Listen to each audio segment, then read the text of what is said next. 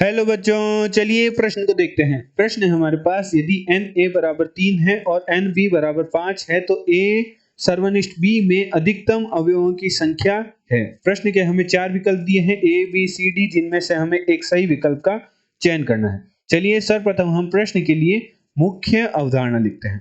मुख्य अवधारणा, उदाहरण के तौर पर मान लीजिए हमारे पास a बराबर समुच्चय है जिनके अवयव हैं x, y और z, एवं b बराबर हमारे पास समुच्चय है जिनके अवयव हैं z और w।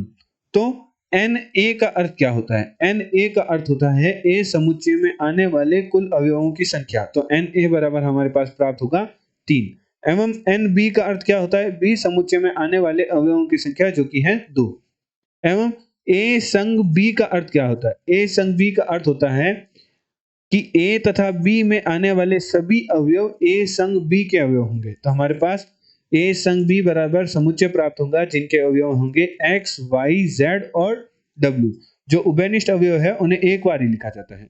एवं N A संग B का मान हमारे पास होगा 4, क्योंकि A संग B के समुच्चय में आने वाले अवयवों की संख्या 4 है, इसलिए हमारे पास A संग B का मान होगा 4।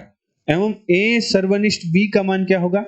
A समुच्चय तथा B समुच्चय में आने वाले उभयनिष्ठ अवयव ही A सर्वनिष्ठ B के अवयव होते हैं। तो हमारे पास A सर्वनिष्ठ B बराबर समुच्चय प्राप्त होगा जिसके अवयव होंगे Z, क्योंकि Z है वो A समुच्चय तथा B समुच्चय में उभयनिष्ठ अवयव है।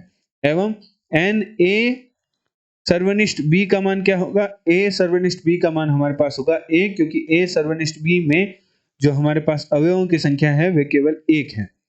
एवं हमारे पास एक सूत्र होता है जो कि होता है Na सर्वनिष्ठ B बराबर होता है Na plus Nb minus Na संग B। Na संग B।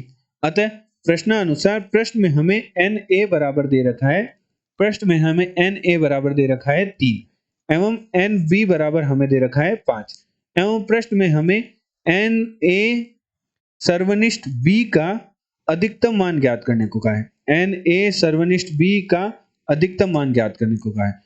अतः मुख्य उदाहरण में हमने देखा था हमारे पास सूत्र होता है Na सर्वनिष्ठ B बराबर हमारे पास होता है Na plus Nb minus Na संग B। तो A सर्वनिष्ठ B का मान अधिकतम कब संभव होगा? जब Na संग B का मान हमारे पास निम्नतम होगा या न्यूनतम होगा।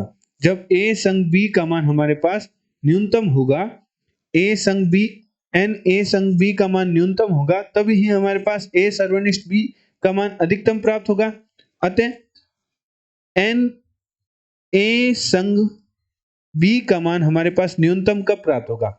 Na तथा Nb में जो अवयव है वह अधिक से अधिक उभयनिष्ठ आए, अर्थात यदि सभी अवयव भिन्न भिन्न होंगे, अर्थात Na के सभी अवयव भिन्न हैं और Nb के सभी अवयव भिन्न हैं, तो हमारे पास Na संग B का मान हमारे पास 8 प्राप्त होगा।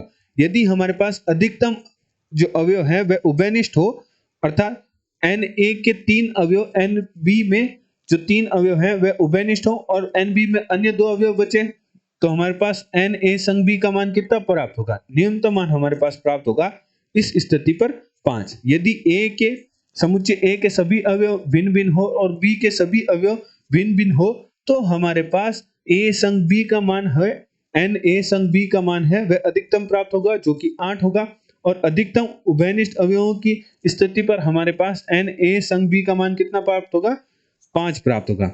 अतः मान रखने पर हमारे पास हम मान रख देते हैं Na सर्वनिष्ठ B का अधिकतम मान हमारे पास प्राप्त होगा। Na का मान हमारे पास प्रश्न में दे रखा है 3, Nb का मान हमारे पास प्रश्न में दे रखा है 5 और Na संग B का मान न्यूनतम हमने ज्ञात किया जो कि हमारे पास प्राप्त हुआ 5।